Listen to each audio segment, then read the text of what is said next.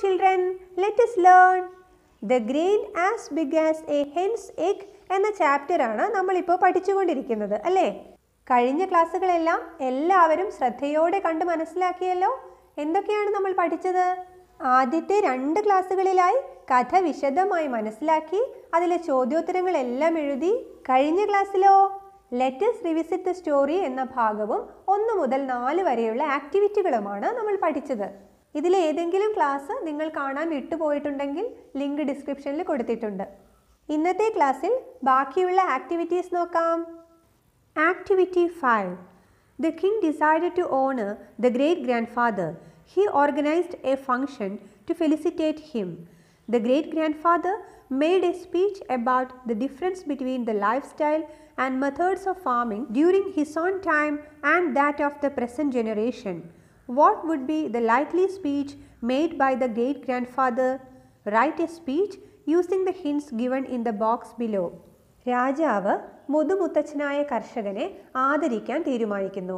അതിനായി സംഘടിപ്പിക്കപ്പെട്ട ചടങ്ങിൽ വെച്ച് ഗ്രേറ്റ് ഗ്രാൻഡ്ഫാദർ ഒരു പ്രസംഗം നടത്തുന്നു. അദ്ദേഹത്തിൻ്റെ കാലത്തെയും ഇന്നത്തെയും കൃഷിരീതികൾ തമ്മിലുള്ള വ്യത്യാസങ്ങൾ, ആളുകളുടെ ജീവിത രീതിയിൽ വന്ന മാറ്റങ്ങൾ, ഇതിനെക്കുറിച്ചൊക്കെയാണ് അദ്ദേഹം സംസാരിച്ചത്. ആ സ്പീച്ച് നമുക്കൊന്ന് എഴുതി നോക്കിയാലോ? ഇവിടെ ചില ഹിൻസ് തന്നിട്ടുണ്ട്. ഇതെല്ലാം ഉൾപ്പെടുത്തി വേണം സ്പീച്ച് തയ്യാറാക്കാൻ. ഒന്നാമത്തെ കോളം നോക്കൂ, പാസ്റ്റ്. പണ്ടുകാലത്തെ ആളുകളുടെ ജീവിതം എങ്ങനെയായിരുന്നു? Lived by one's own labour, സ്വന്തം അധ്വാനം കൊണ്ട് ജീവിച്ചു. Had no desire for what others had produced, മറ്റുള്ളവരുണ്ടാക്കിയത് സ്വന്തമാക്കണമെന്ന ആഗ്രഹമുണ്ടായിരുന്നില്ല. Used natural methods of farming, സ്വാഭാവികമായ പ്രകൃതിക്ക് അനുയോജ്യമായ കൃഷിരീതികളായിരുന്നു സ്വീകരിച്ചിരുന്നത്. Not selfish and were generous, അവർ ഒട്ടും തന്നെ സ്വാർത്ഥരായിരുന്നില്ല, സ്വന്തം കാര്യം മാത്രം നോക്കി ജീവിക്കുന്നവരായിരുന്നില്ല, മറ്റുള്ളവരെ സഹായിക്കാനുള്ള മനസ്സുണ്ടായിരുന്നു. പ്രസന്റ് ടൈം, ഇപ്പോഴത്തെ കാലത്ത് എങ്ങനെയാണ്? ഡിപ്പെൻഡ് ഓൺ അതേഴ്സ്, മറ്റുള്ളവരെ ആശ്രയിക്കുന്നു. ജലസ് ആൻഡ് ഗ്രീഡി, അസൂയയുള്ളവരും അത്യാഗ്രഹികളുമാണ്. യൂസ് ആർട്ടിഫിഷ്യൽ മെത്തേഡ്സ്, കൃത്രിമമായ മാർഗങ്ങളിലൂടെയാണ് കൃഷി ചെയ്യുന്നത്. സെൽഫിഷ് ആൻഡ് സെൽഫ് സെൻറ്റേർഡ്, മറ്റുള്ളവരെ സഹായിക്കാൻ താല്പര്യമില്ലാത്തവരും സ്വന്തം കാര്യം മാത്രം നോക്കി ജീവിക്കുന്നവരുമാണ്. ഈ പറഞ്ഞ കാര്യങ്ങളെല്ലാം ഉൾപ്പെടുത്തിക്കൊണ്ട് എങ്ങനെയാണ് ഒരു സ്പീച്ച് തയ്യാറാക്കുന്നത് എന്ന് നോക്കാം. ആദ്യം തന്നെ രാജാവിനെയും സദസ്സിലിരിക്കുന്ന മറ്റുള്ളവരെയും, കോർട്ടിയേഴ്സ് എന്നാണ് അവരെ പറയുന്നത്, കോർട്ടിയേഴ്സിനെയും അഭിസംബോധന ചെയ്യണം. Respected my lord and dear courtiers, ബഹുമാനപ്പെട്ട പ്രഭോ, പ്രിയപ്പെട്ട സദസ്യരെ, I am very happy that the court has decided to honour me. ഈ രാജസദസ്സ് എന്നെ ആദരിക്കാൻ തീരുമാനിച്ചതിൽ എനിക്ക് അതിയായ സന്തോഷമുണ്ട്. As a poor peasant, I never expected such a great recognition in my life. ഒരു പാവപ്പെട്ട കർഷകനായ എനിക്ക് ജീവിതത്തിൽ ഇത്രയും വലിയ ഒരു അംഗീകാരം കിട്ടുമെന്ന് ഞാൻ ഒരിക്കലും പ്രതീക്ഷിച്ചിരുന്നില്ല. I thank you all for your kindness and I am very happy to share with you the details of lifestyle and farming methods in olden days as you requested. നിങ്ങൾ കാണിച്ച ദയവിന് ഞാൻ നന്ദി പറയുന്നു. നിങ്ങളുടെ അപേക്ഷ പ്രകാരം പണ്ടുകാലത്തെ ആളുകളുടെ ജീവിത രീതിയും കൃഷിരീതിയുമായി ബന്ധപ്പെട്ട വിവരങ്ങൾ പങ്കുവെക്കുന്നതിൽ എനിക്ക് സന്തോഷമുണ്ട്. In olden days we all lived by our own labour. പണ്ടുകാലത്ത് ഞങ്ങൾ എല്ലാവരും സ്വന്തം അധ്വാനം കൊണ്ടാണ് ജീവിച്ചിരുന്നത്. We worked hard for daily bread without depending on others that made us physically fit. ഞങ്ങൾ ജീവിക്കുന്നതിനായി കഠിനമായി അധ്വാനിച്ചു, അത് ഞങ്ങളെ നല്ല ആരോഗ്യമുള്ളവരാക്കി മാറ്റി. We were happy with what we produced and never got jealous of others' wealth. ഞങ്ങൾ സ്വന്തമായി അധ്വാനിച്ചുണ്ടാക്കിയതുകൊണ്ട് ഞങ്ങൾ സന്തുഷ്ടരായിരുന്നു, മറ്റുള്ളവരുടെ സമ്പത്തിൽ ഞങ്ങൾക്ക് അസൂയ തോന്നിയിരുന്നില്ല. People were not selfish then. അന്നത്തെ കാലത്തെ ജനങ്ങൾ സ്വാർത്ഥരായിരുന്നില്ല. We never sold agricultural products for money. പണം സമ്പാദിക്കാനായി ഞങ്ങൾ ഒരിക്കലും കാർഷിക ഉൽപ്പന്നങ്ങൾ വിറ്റിരുന്നില്ല. But shared them among every farmer each according to their need. പകരം അവ ഓരോ കർഷകർക്കിടയിലും അവരുടെ ആവശ്യമനുസരിച്ച് പങ്കുവെച്ചു. Fresh and nutritious food items we produced by natural methods of farming helped us to stay healthy. സ്വാഭാവികമായ മാർഗങ്ങളിലൂടെ കൃഷി ചെയ്ത് വിളയിച്ചെടുത്ത ഗുണമേന്മയുള്ള പോഷകസമൃദ്ധമായ ഭക്ഷ്യവസ്തുക്കൾ നല്ല ആരോഗ്യത്തോടെ ജീവിക്കാൻ ഞങ്ങളെ സഹായിച്ചു. But what's going on now? ഇന്നത്തെ കാലത്ത് എന്താണ് നടന്നുകൊണ്ടിരിക്കുന്നത്? The new generation is not interested in farming. പുതിയ തലമുറയ്ക്ക് കൃഷിയിൽ ഒട്ടും താല്പര്യമില്ല. They are not ready to work in soil. അവർ മണ്ണിൽ പണിയെടുക്കാൻ തയ്യാറല്ല. They depend others to get their work done. അവരുടെ ജോലി ചെയ്യാൻ അവർ മറ്റുള്ളവരെയാണ് ആശ്രയിക്കുന്നത്. People use artificial methods even in farming. ആളുകൾ കൃഷിയിൽ പോലും കൃത്രിമമായ മാർഗങ്ങൾ ഉപയോഗിക്കുന്നു. These are the reasons for your ഇൽ ഹെൽത്ത്. ഇതൊക്കെയാണ് നിങ്ങളുടെ ആരോഗ്യക്കുറവിന് കാരണം. Today people are selfish and self centred. ഇന്നത്തെ കാലത്ത് ആളുകൾ സ്വാർത്ഥരും സ്വന്തം കാര്യം മാത്രം നോക്കി ജീവിക്കുന്നവരുമാണ്. They are not ready to help their fellow beings. അവർ അവരുടെ സഹജീവികളെ സഹായിക്കാൻ തയ്യാറാവുന്നില്ല. They have become greedy and jealousy. അവർ അത്യാഗ്രഹികളും അസൂയക്കാരുമായി മാറിയിരിക്കുന്നു. I conclude my speech with a humble request to the king to promote natural methods of farming to provide a healthy life to people.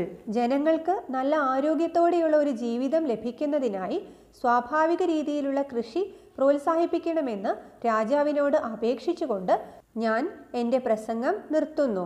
Thank you all. എല്ലാവർക്കും നന്ദി. Activity 6. Look at the words given below. Compare the features of the old peasant and the great grandfather. One is done for you. ഇവിടെ ചില വാക്കുകൾ തന്നത് ശ്രദ്ധിക്കൂ. ഇത് വെച്ച് old പെസൻറ്റിനെയും ഗ്രേറ്റ് ഗ്രാൻഡ് ഫാദറിനെയും കമ്പയർ ചെയ്യണം. തന്നിരിക്കുന്ന വാക്കുകളിൽ ആദ്യത്തേത് ബ്രൈറ്റ് ഐസ് എന്നാണ്, നല്ല കാഴ്ചയുള്ള കണ്ണുകൾ. ഇത് ഓൾഡ് പെസൻറ്റിനാണോ ഗ്രേറ്റ് ഗ്രാൻഡ് ഫാദറിനാണോ യോജിക്കുന്നത്? ഗ്രേറ്റ് ഗ്രാൻഡ് ഫാദറിനാണല്ലേ. ഓൾഡ് പെസൻറ്റിനോ? അദ്ദേഹത്തിന് കാഴ്ചക്കുറവുണ്ടായിരുന്നു, പുവർ ഐസൈറ്റ്. ഇതുപോലെ മറ്റു വാക്കുകളും എടുത്തെഴുതി നോക്കാം. The old peasant was deaf. അദ്ദേഹത്തിന് കേൾവിക്കുറവുമുണ്ടായിരുന്നു. എന്നാൽ ഗ്രേറ്റ് ഗ്രാൻഡ് ഫാദറോ? He had sharp ears. നല്ല കേൾവിശക്തി ഉണ്ടായിരുന്നു. Old peasant was lazy and unhealthy. മടിയനായി തീർന്നു, അതുകൊണ്ട് തന്നെ ആരോഗ്യക്കുറവുമുണ്ടായിരുന്നു. എന്നാൽ ഗ്രേറ്റ് ഗ്രാൻഡ് ഫാദറോ? ഹാർഡ് വർക്കിംഗ് ആയിരുന്നു, അതുകൊണ്ട് തന്നെ നല്ല ഹെൽത്തിയുമായിരുന്നു. Old peasant was irrational. വിവേകത്തോടെ ചിന്തിച്ച് തീരുമാനമെടുക്കാനുള്ള കഴിവൊന്നും പുതിയ തലമുറയിൽപ്പെട്ട ആളുകൾക്കില്ല, അല്ലേ? എന്നാൽ ഗ്രേറ്റ് ഗ്രാൻഡ് ഫാദറോ? He was rational. നല്ല വിവേകമുള്ള ആളായിരുന്നു.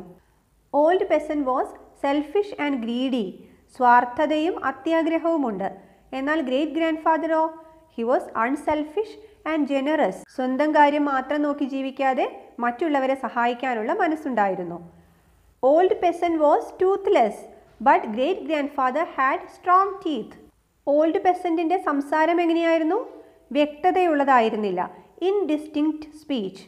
But great grand father's speech was very clear speech. Using the words you have listed, write a description each about the old peasant and the great grand father. നമ്മളിപ്പോൾ list ചെയ്ത words ഉപയോഗിച്ച് old പെസൻറ്റിനെയും great grand ഫാദറിനെയും കുറിച്ച് ഓരോ വിവരണം എഴുതണം. Old peasant. The old peasant has poor eyesight. Old പെസൻറ്റിന് കാഴ്ചക്കുറവുണ്ട്. He is deaf too. അദ്ദേഹത്തിന് കേൾവിശക്തിയും ഇല്ല. He is lazy and unhealthy. അദ്ദേഹം മടിയനും ആരോഗ്യമില്ലാത്തവനുമാണ്. He is irrational. അദ്ദേഹത്തിന് വിവേകത്തോട് ചിന്തിക്കാനുള്ള കഴിവും ഇല്ല. He is selfish and greedy. സ്വാർത്ഥനും അത്യാഗ്രഹിയുമാണ്. As he is toothless, his speech is indistinct. പല്ലില്ലാത്തതുകൊണ്ട് അദ്ദേഹത്തിൻ്റെ സംസാരം വ്യക്തമല്ല. Great grand father. The great grand father is a healthy man with bright eyes and sharp ears. Great grand ഫാദറിനെ എങ്ങനെയാണ് വിവരിച്ചിരിക്കുന്നത്? നല്ല കേൾവിശക്തിയും കാഴ്ചശക്തിയുമുള്ള ആരോഗ്യമുള്ള ഒരാളാണ് great grand father. He is hard working and rational. അദ്ദേഹം കഠിനാധ്വാനിയും വിവേകത്തോടെ ചിന്തിക്കുന്നവനുമാണ്. He is unselfish and generous. ഒട്ടും സ്വാർത്ഥതയില്ലാതെ മറ്റുള്ളവരെ സഹായിക്കാനുള്ള മനസ്സുള്ളയാളാണ് great grand father. His speech is clear since he has A good set of strong teeth. നല്ല ആരോഗ്യമുള്ള പല്ലുകൾ ഉള്ളതുകൊണ്ട് അദ്ദേഹത്തിൻ്റെ സംസാരം വളരെ വ്യക്തമാണ്. Activity 7.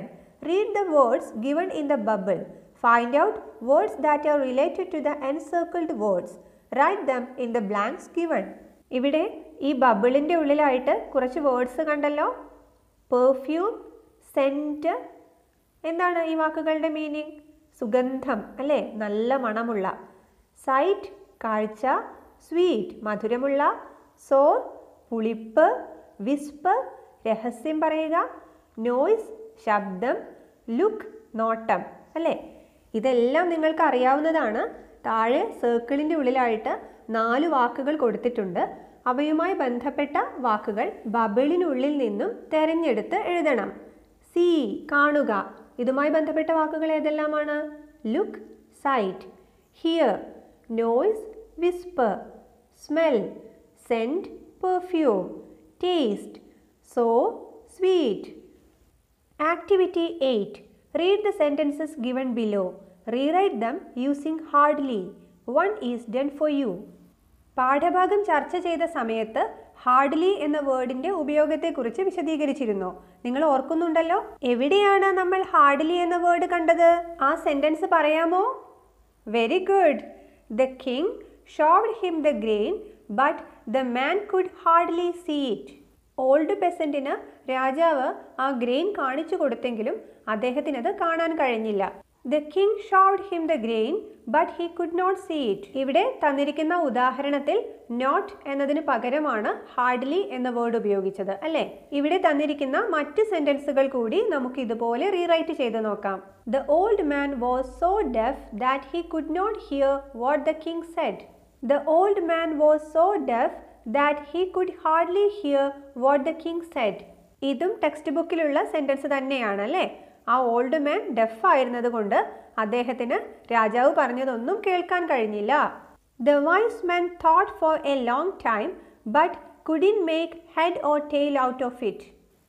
The wise man thought for a long time but could hardly make head or tail out of it. പണ്ഡിതർ അതിനെക്കുറിച്ച് ഒരുപാട് ചിന്തിച്ചെങ്കിലും ഒന്നും മനസ്സിലായില്ല.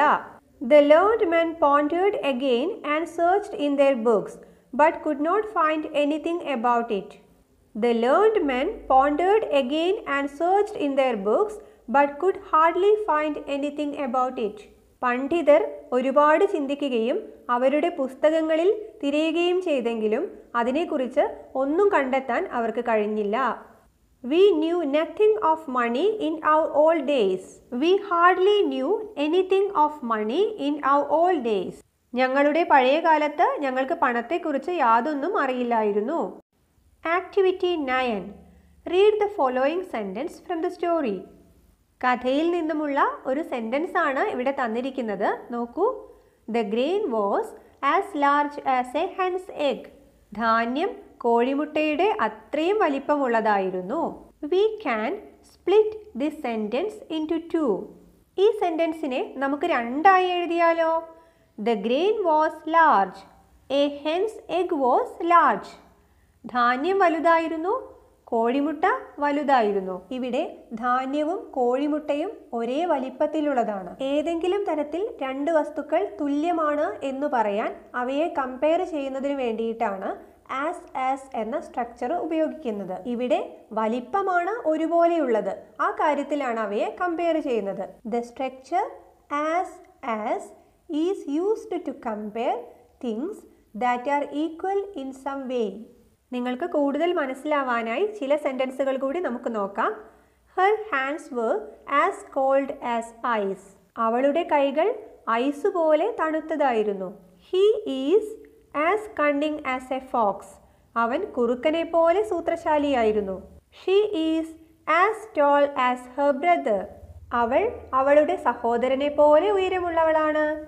Now find out the appropriate pair of sentences from the table and combine using as.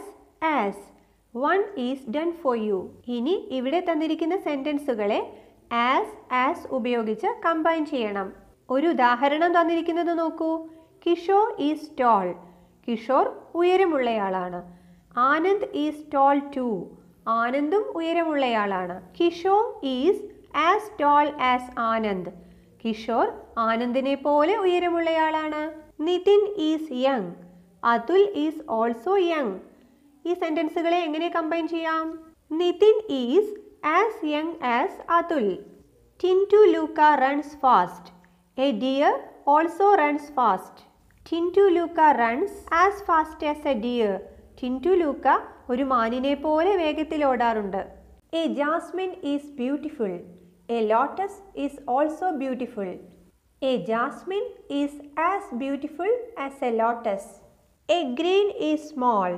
An ant is small too. A grain is as small as an ant. ഇതോടെ ഈ അധ്യായത്തിലെ എല്ലാ ആക്ടിവിറ്റികളും പൂർത്തിയായിരിക്കുകയാണ്. Class നിങ്ങൾക്ക് എല്ലാവർക്കും നന്നായി മനസ്സിലായി എന്ന് കരുതുന്നു. കൂട്ടുകാർക്ക് കൂടി വീഡിയോ ഷെയർ ചെയ്യൂ, അവർക്ക് കൂടി ഉപകാരമാവട്ടെ. അടുത്ത ക്ലാസ്സിൽ ക്ലെവർ കാർല എന്ന ഒരു പ്ലേ ആണ് നമ്മൾ പഠിക്കുന്നത്. പുതിയ വീഡിയോകൾ കാണുന്നതിനായി ചാനൽ സബ്സ്ക്രൈബ് ചെയ്യൂ. Okay dear children, meet you in the next class. Good bye.